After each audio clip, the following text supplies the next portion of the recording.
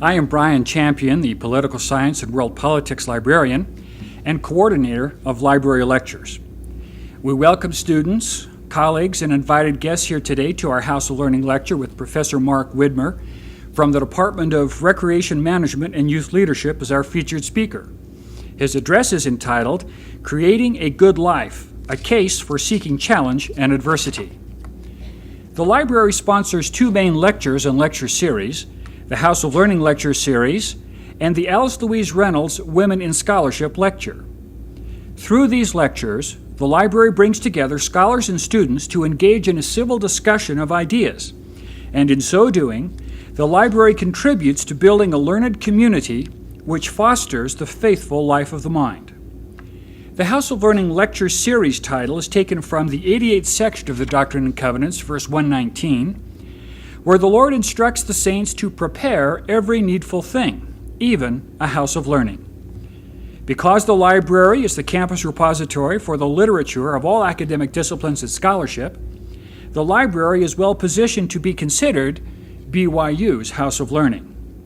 The Harold B. Lee Library takes seriously its campus role as the intellectual heart of inquiry and knowledge and is honored to provide this House of Learning lecture today. Now, about today's speaker. Professor Mark Widmer earned a baccalaureate in philosophy at BYU in 1988 and an MS in recreation administration also from BYU in 1990. He completed his PhD in leisure studies and therapeutic recreation from the University of Utah in 1993 and joined the BYU faculty in 1995.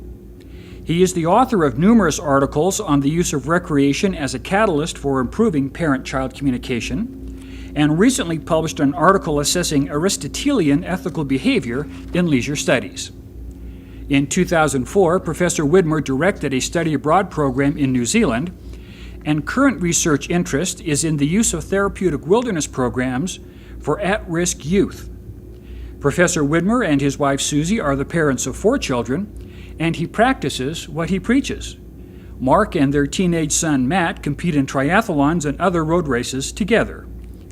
In addition to his formal roles at BYU, Professor Widmer is a clarion example for his students of the faithful inquiring mind. It is a great pleasure to welcome our House of Learning speaker today, Professor Mark Widmer.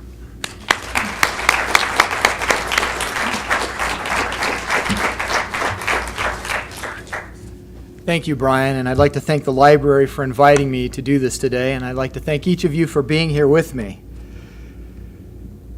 In the Declaration of Independence written by Thomas Jefferson, he wrote, "We hold these truths to be self-evident, that all men are created equal, that they are endowed by the Creator with certain unalienable rights. Among these are life, liberty, and the pursuit of happiness. As Americans, we exercise this inalienable right to pursue happiness with a passion. Over the past 50 years, the unprecedented pursuit of happiness has become more important than larger common goods, such as the welfare of the country, the community, and the family. Individual happiness is typically characterized by the attainment of social and material success, accompanied by the pursuit of pleasure and the avoidance of pain. We seek a life of luxury, ease, and pleasure. Often, we're willing to work very hard to get this life. Considering the technological advances and economic growth in the United States over the past 50 years, one would be led to believe that happiness should be easily attainable. Many of the scientific and technological advances make our lives comfortable and pleasurable, and it's commonplace to have a comfortable life. People who lived 200 years ago would certainly view these advances as miracles. It seems obvious that these advances have great potential to enrich our lives.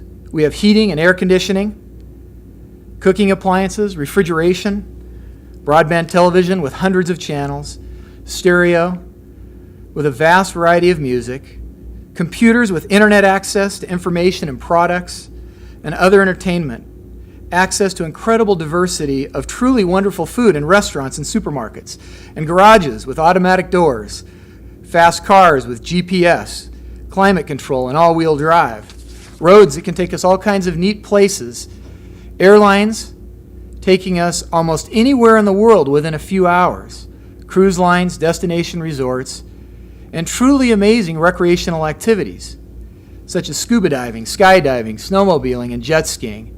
And then there's the medical miracles of antibiotics, blood thinners and stents that cardiologists use, arthroscopic surgery to repair our knees when we damage them, and even antidepressants, although we might wonder why we need antidepressants with so many modern conveniences. Our lives seem to be fairly comfortable, pleasurable, and fun. Some psychologists, however, have suggested that depression is at epidemic proportions in the United States. So how can this be, the richest nation in the world, with more luxury and conveniences that could have been imagined in the wildest dreams of the wildest dreamers like Orwell and Huxley? In part, this epidemic may be a result of these wonderful advances, creating in our own minds rising expectations that seem unattainable. The constant barrage the media tells us what we need to be happy: a great job as a doctor or a lawyer, plenty of money to buy big houses and have a pool and a home theater, and all the modern conveniences that come along with these things, including the boat, the right friends, good food, fun vacations to exotic places, and great recreational vehicles. In addition, we want to be beautiful. We want to look perfect. The standards of beauty have become dangerous to women's health, leading to an obsession with thinness. We've become focused on the self. In a sense, we're hedonistic. We want as many good moments and as few bad moments as possible, and we believe that this focus on the self and satisfying our desires for material goods and pleasure will make us happy. Yet happiness continues to elude many of us. Even some, perhaps many people who have all that the media portrays as necessary for happiness are miserably unhappy. Although we have certainly exercised our right to pursue happiness, to a large extent we have failed. This may be caused by a number of reasons. One is possibly the focus on the self. Seligman has argued that the self is a poor site for meaning. Seeking individual happiness, paradoxically, leads to unhappiness. Reducing the importance on the self by being connected to larger goods and causes, such as God, our country, our community, and our family, can lead to greater well-being. Research on the effect of extrinsically and intrinsically motivated aspirations found that individuals who hold high aspirations for wealth and fame and beauty are likely to display poor mental health exhibited by narcissism, anxiety, depression, and poor social functioning. In contrast, people who focus on developing satisfying relationships with others, growing as an individual, in a sense, focusing on challenge, and contributing to their community are among the healthiest in our society. This makes me think of the eternal truth taught by the Savior in Matthew, where he said, "He that findeth his life shall lose it, and he that loseth his life for my sake shall find it." In the end, the focus on the self over the greater common goods undermines our happiness.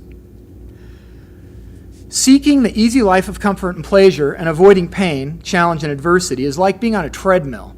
Research by a number of people, including Seligman and Christensen and Ryan and Deci, suggests that when we get something new like a Porsche that many of us want, or a large, beautiful house, or a 90-inch plasma TV, or the latest brand-name clothing, or a cruise to the Bahamas, something that we are sure is going to make us happy, we tend to rapidly and inevitably adapt to these good things by taking them for granted. We're satiated very quickly. After a short time, the Porsche is no longer exciting or fast enough. We begin to look for some new toy or convenience that will make us happy, like a Lamborghini. As we accumulate more material possessions and accomplishments, our expectations continue to rise. The deeds and things that we work so hard for no longer make us happy. In addition, pleasurable experiences that we seek are characterized by strong positive emotions. When we eat good food and engage in pleasurable behavior, we feel good. The feelings of pleasure, however, are short-lived. You eat a great meal, and soon you forget it. Pleasure appears in the research to have little or no influence on mental health or development. In contrast, less pleasurable activities, such as mountaineering, practicing the piano, or kind acts of service, like changing a flat tire of a stranded stranger, are not accompanied by the separate stream of positive emotion like pleasurable activities. Rather, these activities consist of total engagement and the loss of self-consciousness. Feelings that arise from overcoming challenge like mountain biking a technical trail or performing a kind act of service are rated much more meaningful than pleasurable activities which pale by comparison. Scholars have found that these material goods and culturally valued accomplishments have very little power to raise our happiness more than transiently.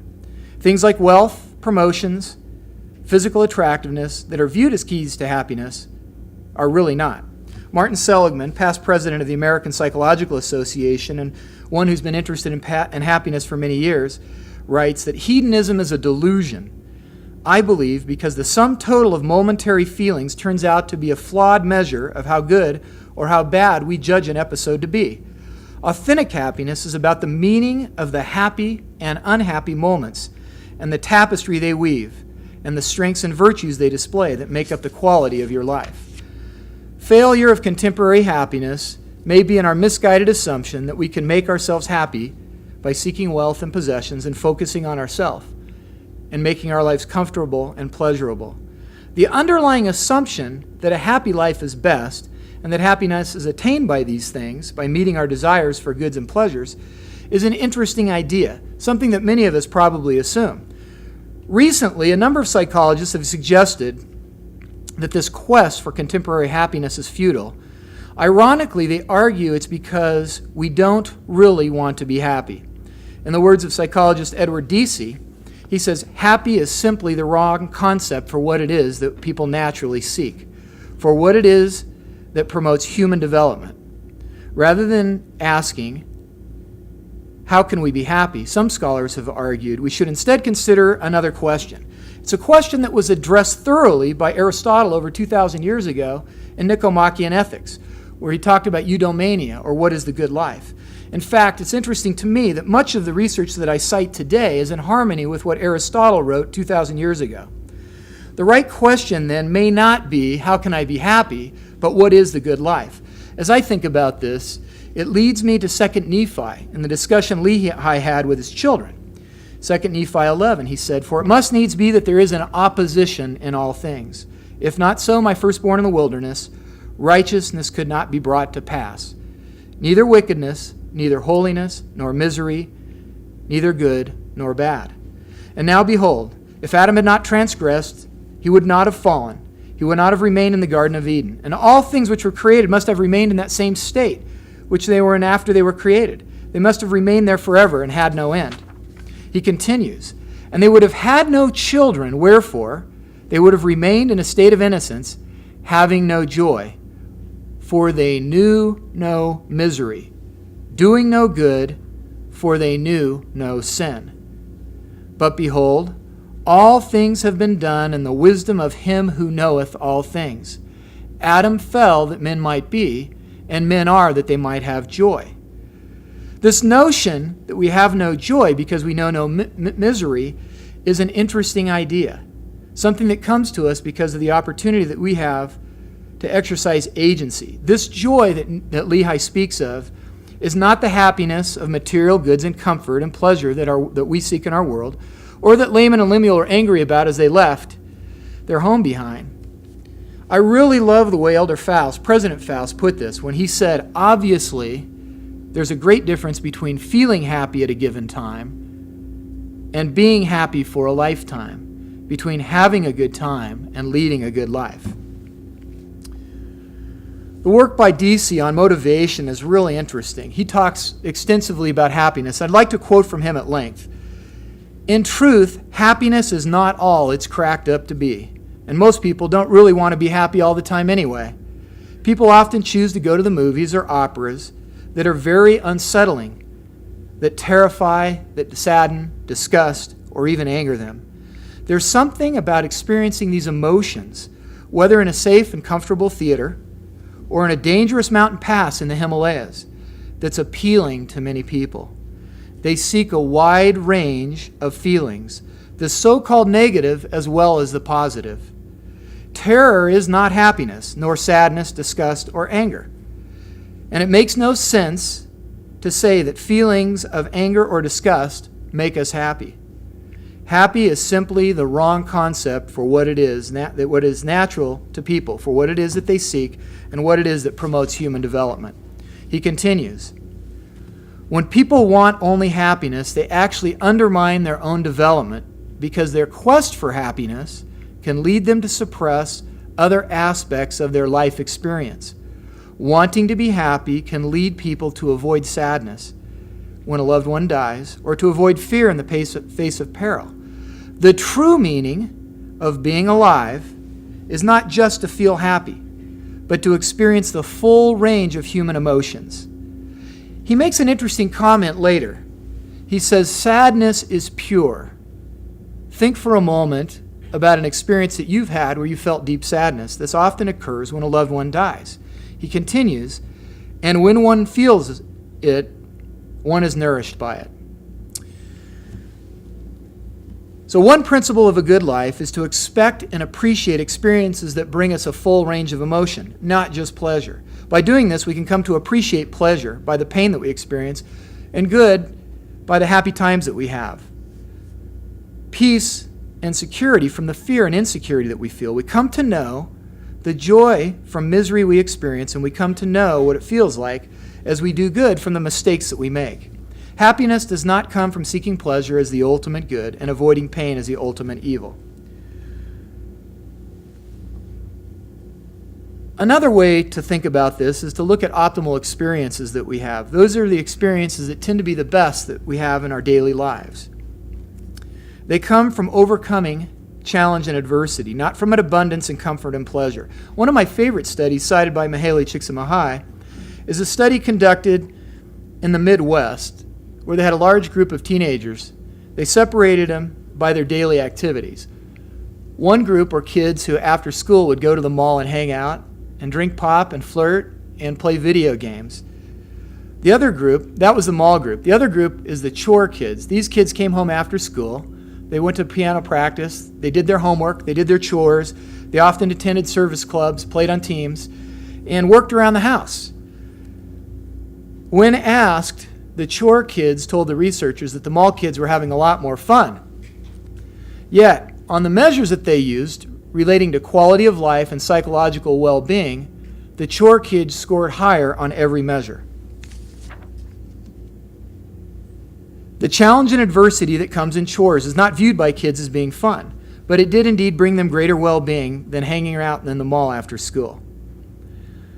Continuing to think about this notion of what makes optimal experiences, I'd like to quote one of the greatest American art teachers, Robert Henry. He said, "The object of painting a picture is not to make a picture. However unreasonable that may sound, the picture, if a picture results, is a byproduct and may be helpful and even useful and valuable and interesting, a sign of what is past. The object of every true work of art is the attainment of a state of being, a high state of functioning, more than an ordinary moment of existence." This high state of functioning has been called flow by the psychologist Mihaly Csikszentmihalyi. It's not necessarily pleasurable. Well, sometimes it is. It's often an experience that's void of human emotion. It's characterized by deliberate and complete focus and involvement in the activity. The focus could be mental, physical, emotional, social, or even spiritual, or a combination of these. In every case, we are using and developing skills that ennoble us and enable us to overcome challenge and diversity. These experiences don't simply happen. In fact, according to Csikszentmihalyi, this form of the good life, these great experiences, must be prepared for, cultivated, and privately defended. He began this research many years ago, and as he did, he found a couple of interesting principles. One that he mentions is psychic entropy. This is the idea that our thoughts like particles in the world, tend to become random.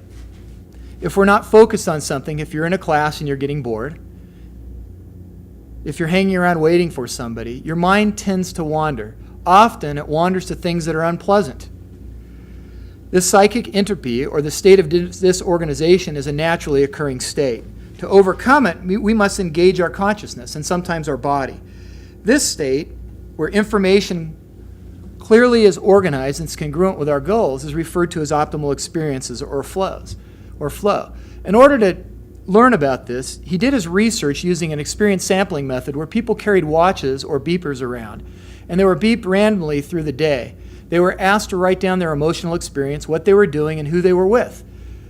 The research with tens of thousands of people across the world has identified a couple of principles that help us understand what leads to these optimal experiences. The elements of flow happen when we're confronting a task that we have a chance of completing, like skiing down a hill or writing a book report. When we're able to concentrate because we're not focused on other emotional issues, such as anger or frustration, where we have clear goals and there's immediate feedback, where we act with a deep awareness of the activity. This makes me think of John Stockton running down the court, not even looking to his side, but knowing exactly where Karl Malone is and making a perfect pass. In this state, we exercise a sense of perceived control. Our concern for self disappears. We're no longer worried about what we look like, our hair, or the test that we're going to take tomorrow. Most recognizable is this notion that the passage of time is distorted.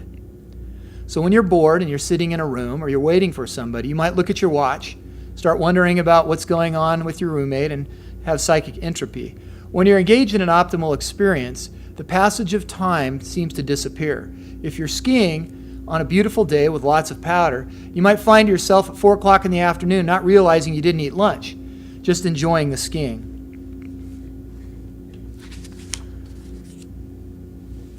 The components of a model he developed are characterized by skill and challenge. And what he's found is that if I were to take you skiing today, and some of you are good skiers and some of you are learning, and we went to the top of the mountain at Park City Resort, and it was a steep hill, the good skiers, if I encouraged them by pushing them off, they might fall and slide down the hill and tumble a little bit and get back up and fall again.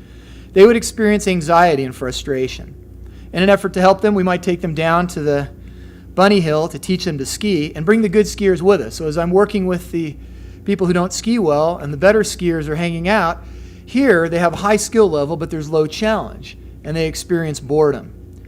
When good skiers are on a mountain with a steep hill and great powder, and they ski down the hill, and their skill is matched by the challenge, they become absorbed in the activity, and that is a flow experience. Flow experiences occur when you're reading books, when you're sewing, when you're playing the piano and doing other challenging activities. Interestingly, they occur more often at work than in leisure. In part, that's because we don't understand it, and we tend to seek easy, pleasant things to do during our leisure experiences rather than challenge. So developing skills and knowledge and taking on challenge promotes the good life. Reading good books, climbing an 8,000-meter peak in the Himalayas, learning to play the piano, building cabinets, sewing complicated dresses, learning to sail a boat, giving of your time and talents to the needy, even attending college, all provide opportunities for flow experiences. Yet, research by Robinson and Godby demonstrates that as Americans, we spend a substantial amount of our time watching television, surfing the internet, and using other technology. Activities that provide us pleasure, at least initially, but they lack the meaningful challenge necessary to contribute to a good life. Intense experiences like mountaineering, building homes with Habitat for Humanity, performing a piano piece, or learning to sew enrich our life. They make it vastly more enjoyable, ultimately resulting in greater self-understanding and self-honesty. Although the actual activity may not necessarily be fun, the thrill of reaching a summit or seeing a family move into the home that you helped build, or seeing the response from the crowd as you finish your piano solo, all provide more lasting and meaningful emotions than those accompanied by the pleasures. So seeking challenge and overcoming adversity in our day-to-day experience is key to cultivating a good life. Another issue beyond seeking challenge is finding joy in our day-to-day life and learning to focus on and appreciate and derive enjoyment from our daily activities. As a culture, We become fixated on what we want, thinking that we're going to be happy at some future time when we get something that we're looking forward to. It's the assumption that happiness is found in the new job with lots of money, in the new car or the big house or the Caribbean cruise or losing 15 pounds. I expect that some of you here today may be actually thinking that if you get an A in economics from Dr. Curl, or in dynamic systems from Dr. McLean in mechanical engineering, or in research methods from Dr. Taniguchi, or in one of the other thousands of classes offered here at BYU to enrich your life, you might be thinking then you will be happy. You're thinking that you'll only be happy when you graduate from BYU and get a job. Or you might be thinking you'll be happy when you get married. You more mature individuals may be thinking you'll be happy when you get tenure or when you retire. In any case, you get the point. Let me paraphrase Csikszentmihalyi on this principle. He says that this paradox of our rising expectations suggests that improving our quality of life might be an insurmountable task. The problem arises when we become so fixated on what we want to achieve that we cease to derive pleasure from the present. I'd like to share a couple of experiences that I've had with you recently that illustrate kind of the notion of challenge and benefits, and also this idea of focusing on the present. I had an opportunity over the past few months to visit some therapeutic wilderness programs. These programs are designed for adolescents who struggle with issues such as depression and substance abuse and anger. They typically go out in a primitive setting for 8 weeks. A typical day, they get up in the morning and they have to build a fire with a bow drill, and they'll cook food, which is often grains or rice or lentils, in a small tin cup over the fire.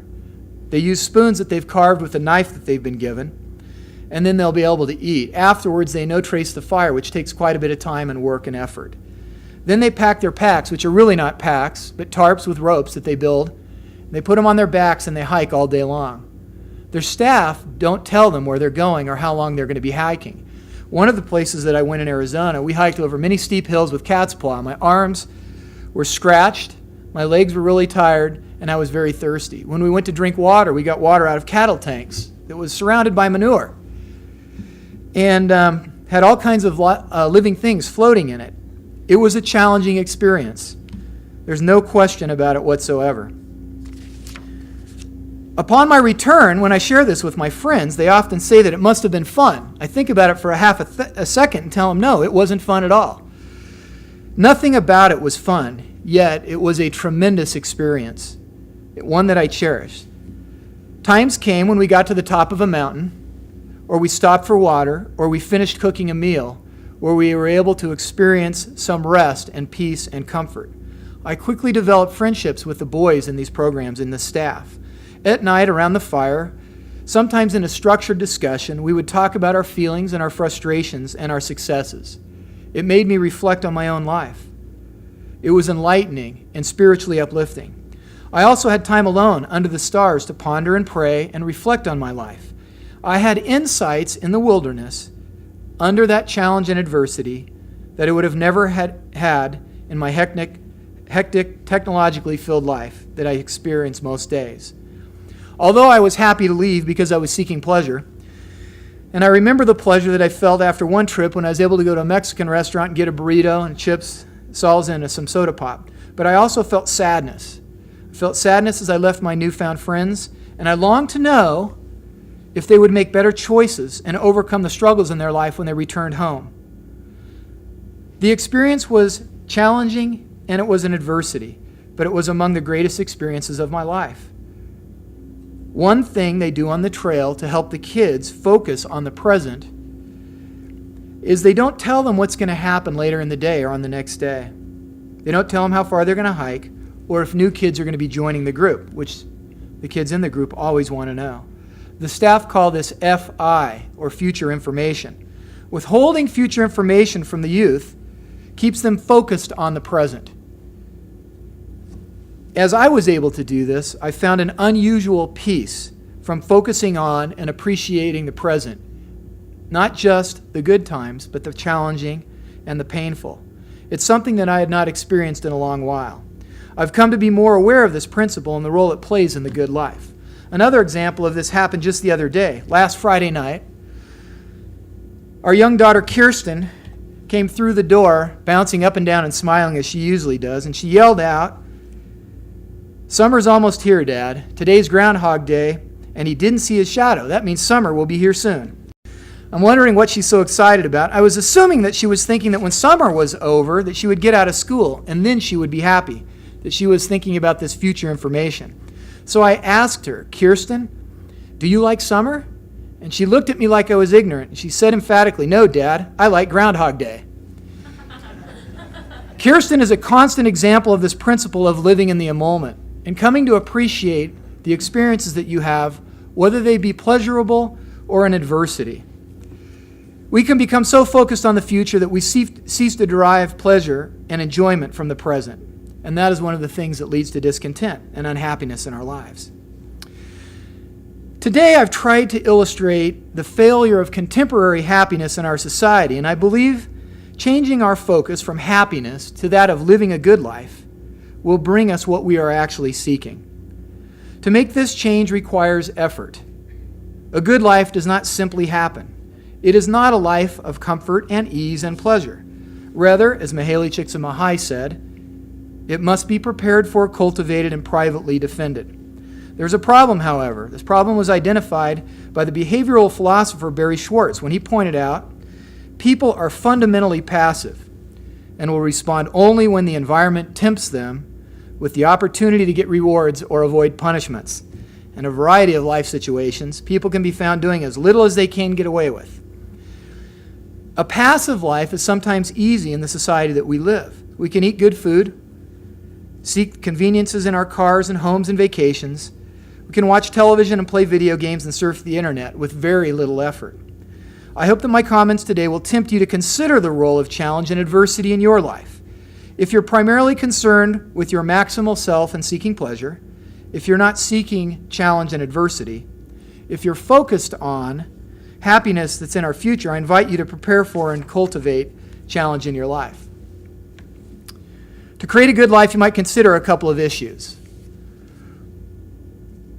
One is, rather than seeking comfort and avoiding pain, actively seeking challenge. There's a couple of ways that you can do that. You can seek challenge in your spiritual, your intellectual, your emotional, and your physical life.